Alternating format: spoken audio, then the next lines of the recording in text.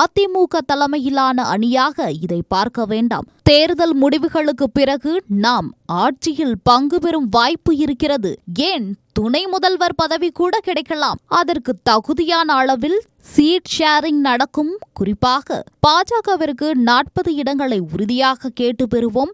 நம்முடன் இன்னும் கூட்டணிக்கு சில கட்சிகள் வரவுள்ளன. அவர்களுக்கும் தேசிய ஜனநாயக கூட்டணியின் ஒரு அங்கமாக தேர்தலை சந்திப்பார்கள் என்றார்.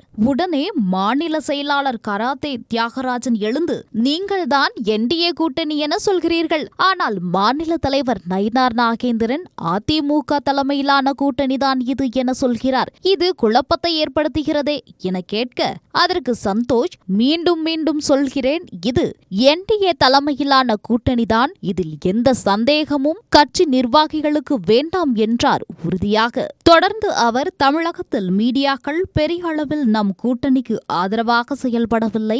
எனவே சோசியல் மீடியாக்களை நம்பியே பாஜகவினர் களத்தில் பணியாற்ற வேண்டும் என்று டிப்ஸ் கொடுத்தார். இதுகுறித்து கூட்டத்தில் பங்கேற்ற சீனியர் நிர்வாகி ஒருவர் நம்மிடம் பிப்ரவரி 9ஆம் தேதி வெளியான ஒரு ஆங்கில நாளிதழில் அதிமுக தலைமையிலான கூட்டணிதான் ஆட்சியை பிடிக்கும் என எடப்பாடி பழனிசாமி சொல்லியிருக்கிறார். இதை சந்தோஷால் ஏற்றுக்கொள்ள முடியவில்லை.